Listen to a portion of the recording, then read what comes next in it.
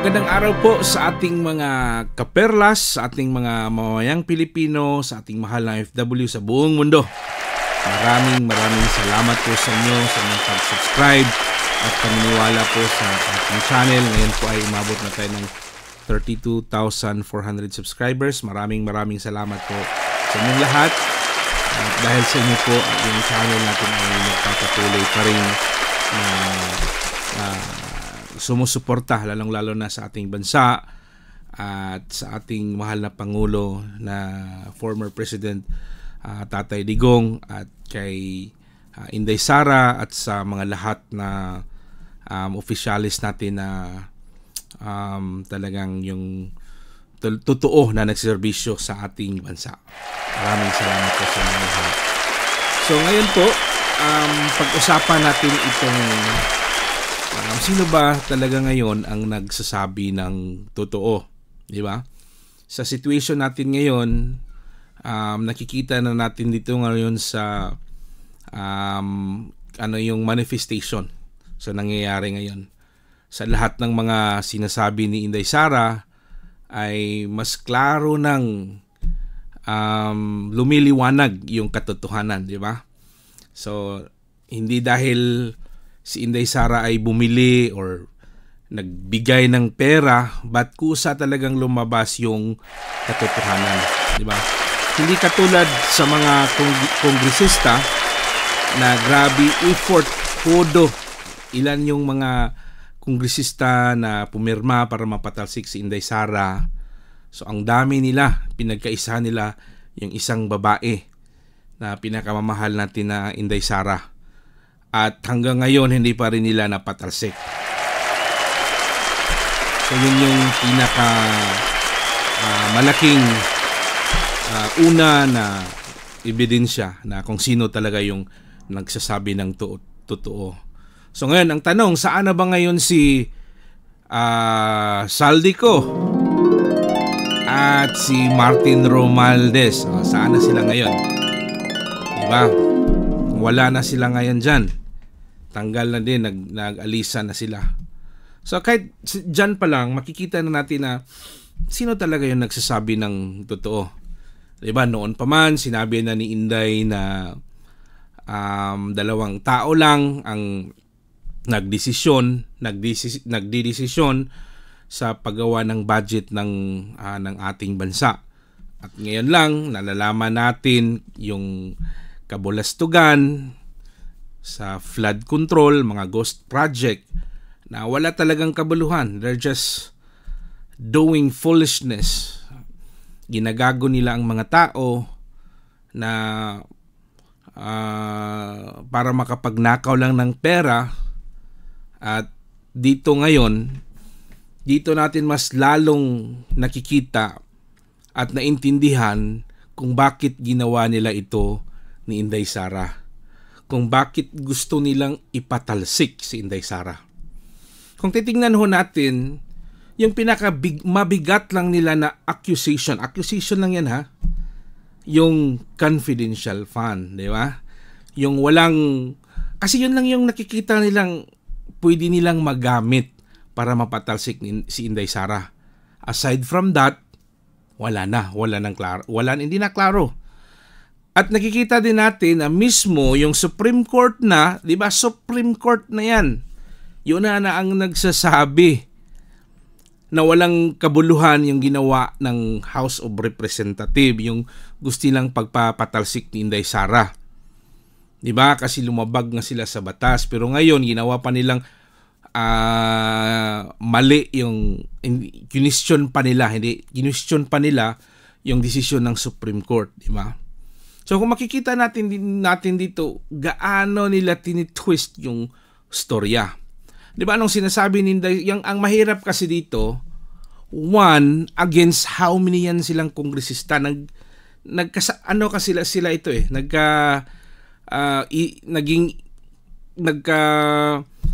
naging isa yung utak nila at nagawa nila yon sa isang malaking buwaya. Kaya ganito yung nangyayari ngayon. So gusto nilang ipatalsik si Inday Sara nang dahil lang doon sa 125 million na confidential pa. Yan hindi nila naiintindihan yun confidential. Hindi naman natin yan kailangan pang i-explain. That is so explanatory. Kuha na kaya yan, hindi mo na kailangan ng dictionary. Self-explanatory na siya. Confidential, kailangan, alam na nila yan. Na it's confidential nga di ba? Pero yun yung pinipilit nila na ginagawa ng issue at yun yung pinaka doon ba? Doon pa sila nag-question sa isang confidential, napakahirap i-prove yung accusation na yun. Kaya doon sila nagkakamali. Gumastos pa sila ng di ba narinig nyo, isa sa mga hearing nila, yung mga goons, naggumastos sila ng milyon para mahanap nila sino yung mga tao, kuno, na nakasulat doon sa mga nasasabi doon sa confidential fund. Alam naman natin yung explanation dyan. Pero, ito ngayon, si Inday Sara walang ginawa. She just, let it go. Just, kung ano yung sinasabi nila, lang si Inday Sara, respond lang. Pag nag-respond si Inday, talagang wasak sila, tapos binabagligtad na naman nila yung storya, ginagawan pa nila na may sakit sa utak si Inday Sara. Pero ngayon, sino ang may sakit sa utak? Diba? Ang mga may sakit sa utak is yung naniniwala doon sa mga kalokohan na ginagawa ng mga buaya, ng mga oportunista, ng mga kongresista na ang hangad ay magkapera lang. At yan nga, nang dahil sa isang baha, lumabas yung katotohanan. Nang dahil sa flood control, lumabas ang katotohanan. Bakit ba, sino ba ang dahilan, ba't lumabas itong mga isyong ito? Nang dahil ba ito kay BBM? Sino ba? Ang tanong doon, sino ba talaga ang siwalat niyan? Sino ba talaga ang nagsasabi diyan na may anomalya na ginagawa yung lalong-lalo na itong dalawang mamang ito? 'Di ba? Si Inday Sara. 'Di ba? Yung si BBM ngayon, after 3 years ngayon lang yan siya gumagawa ng, I don't know, hindi natin alam kung totoo ba yan, pero after 3 years, ngayon mo lang yan sasabihin. Ngayon mo lang i-check. Di ba? So, ngayon, si Inday Sara, beforehand, sinabi na niya na ito, ang mga anomalya, yung mga pirma dyan, nagkatugma ngayon, itong budget ngayon, na ang daming ghost project, nakasulat doon, yung mga sa BICAM report, nidadagdagan, pag doon sa GAA, meron ng budget. Tapos ngayon, pag tinitingnan, walang result, di ba? Ngayon, nabisto na sila dahil itong sa mga kontraktor na bulgar, di ba? So ito na ngayon ang pinaka diyan, yung makikita natin, tansya natin. Sino ba talaga ang nagsasabi ng totoo? Kasi kung si Inday Sara ang hindi nagsasabi ng totoo, matagal nang nawala yan si Inday, di ba? Sa dami nilang gustong ipatalsik si Inday. Hindi lang yung kongresista, pati na yung mga ibang mga rebelde, pati na yung mga iba dyan na gusto nilang ipatalsik si Inday Sara. Naging isa yan sila, naging isa yung utak nila. Pero saan yan si Inday Sara? Di ba? Nananaig pa rin yung katotohanan, nananaig pa rin yung kabutihan. Kasi wala namang usok na, you can hold, hindi mo yan mahuhold. Walang usok na hindi nabubulgar. Talagang, masisiwalat yan. Talagang lalabas yan. So ngayon, ito na yung nangyayari sa mga sinabi nitong mga contractor, sino yung mga kongresista na involved. Ngayon, tanggal yung si Martin Romualdez. Pero ang tanong dyan, hanggang dyan na lang ba yan? tatanggalin? Wala bang pwedeng gawin ang Senado? Sana yung mga kongresista na sinabi ng mga diskaya. Bakit ngayon ang pinunteriya ay yung dalawang kawawa naman yung dalawang senador? Bakit ang doon yung storya? Di ba ang storya dito is itong si Saldico at si Martin Romualdez. Bakit hindi ito yung questionin? Bakit hindi ito yung dapat imbestagahan ng Senado? Well, ang dyan na yan si Lacson. Sabi niya, ang galing naman daw gagawa ng hearing. Pero yun nga, yun yung mga ano natin dyan. Pero ngayon, balik tayo ni Inday Sara. So ngayon, hindi na natin kailangang i-prove sa iba. Hindi na natin kailangang i-debate. Klarong-klaro na yung pangyayari ngayon. Nang dahil sa baha, nakita natin yung mga ghost project, nakita natin yung mga kabalastugan nila, gaano nila ginastos yung pera dyan sa kaban ng bayan, na ilan lang mga tao na humahawak, nilalaro sa kasino, ilang milyon-milyon, binili ng mga magagarang sakyanan, mga luxury cars, di ba? So ngayon, nakikita natin kung sino yung nagsasabi ng totoo. Kung si Inday Sara ba or itong dalawang mamang ito. Hindi na natin kailangang i-prove kasi ito na nga ang situation ngayon. Klaro na. At itong mga kongresista, sila pa yung sobrang puri nitong dalawang to. Di ba? Alam nga naman sino naman yung magtutulungan, hindi yung mga buwaya, di ba? So, ito yung ngayong nangyari sa situation natin ngayon. Pero at least maraming salamat pa rin sa ating mga magigiting na senador na katulad nila Marcoleta at sa ibang mga matitinong leader natin na still who are fighting para sa ating bayan.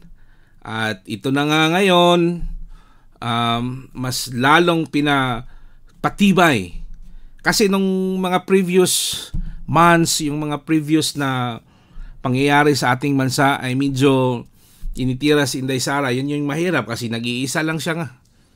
Pero ngayon, pag yung Panginoon na yung tumutulong, ito na yun, lumabas na lahat. So kaya pala gusto nilang ipatalsik si Inday Sara, kaya pala gusto nilang paalisin dyan si Inday Sara sa pwesto niya dahil sa ginagawa nilang nakaw sa kaban ng bayan. Kasi sila yung gumagawa ng kabalustugan. Sila yung nagnanakaw. Kaya yung mga tao ngayon ay galit na galit dahil sa ginawa nila. Dahil sa ginawa nitong mga buayang ito na walang pakialam sa ating bansa, walang pakialam sa ating mamamayang Pilipino. Kaya dito po mga kaperlas, mga kapatid, mga kaibigan, dito natin ngayon mas lalong mapamahal tayo ni Inday Sara at sa mga taong mga mabubuting leader dahil sila ay tumayo para sa atin. And I do believe na sila din yung result sa prayer natin na the truth will help us, set us free. Sila yung pinadala para malaman, para sila yung tatayo para sa atin, makikita natin how the Lord is working sa buhay nila. So titingnan natin ngayon ang sitwasyon, bumabaliktad na. So sa dami nilang mga tera nila, gusto nilang mga issue nilang tinatapon, ngayon bumabalik na sa kanila. So ngayon, sino na ngayon ang mananagot niyan? Pero yun nga, mga kaperlas, hindi na natin kailangang i-prove natin dyan. Kasi ang daming mga trolls eh. Ang daming titira, pero wala. Hindi na natin kailangang i-explain yan. Sobrang halata na. Kailangan pa ba yung i-memorize yan? Diba? Kailangan pa ba natin yung ano? Masyadong halata na yung sitwasyon. Klarong-klaro na sa situation natin ngayon na yung mga sinasabi ni Inday Sara ay totoo. Alam ko naman na totoo na yun kahit noon pa. pero mas lalong pinatutuo ngayon dahil sa sitwasyon ngayon. So ngayon, dito na natin yan malalaman kung ano ang gagawin nitong administrasyon natin yan. Tingnan nyo, si Marcolita, Senator Marcolita yung nakaupo sa Blue Ribbon Committee. Tapos tinanggal, pinalitan. Tapos yung Senate President pinalitan din. At ang pinalit ay mga kaalyado ng kanino? Kaalyado ng mga presidente. So ngayon doon ka mapatanong bakit ginawa nila yon. Pero at least nalalaman din natin ngayon kung sino yung mga totoong senador, sino yung mga balimbing, sino talaga yung may puso sa ating bansa. Kaya kudos po sa ating mahal na Vice Presidente Inday Sara, sa mga senador na you stand for us. Maraming salamat po sa inyo. At sa mga matitinong leaders na mga kongresista, alam ko marami pa din yan sila. Kahit mas marami yung mga bulastog, pero at least meron pa rin mga matitino na who are fighting para sa ating bayan. Kaya maraming salamat po. At alam natin kung sino na yung nagsasabi ng totoo. Hindi na natin kailangang i-memorize yan. Hindi na natin kailangang i-debate yan. Kasi alam na natin kung sino ang nagsasabi ng totoo. Si Inday Sara ay andyan pa rin sa kanyang pwesto. Pero yung House Speaker na si Romualdez at si Zaldico, wala. Si Zaldico nandun pa sa Amerika. Si Martin Romualdez tanggal na sa kanyang pwesto. So ngayon, sino ang paniniwalaan niyo? Okay, ito po si Kaper Lasane. Magandang araw po sa inyong lahat. Maraming salamat po. At hanggang sa muli, sa susunod na naman nating video, maraming salamat po sa ating mga subscribers at sa mga kababayan nating hindi pa nakapag-subscribe sa ating channel. Ako po ay humihingi sa inyo na please subscribe and let us share yung channel po natin. Magandang araw po, kayo po ang bida dito sa ating channel. God bless everyone. Ito po si Kaper Lasane. Magandang araw sa ating lahat.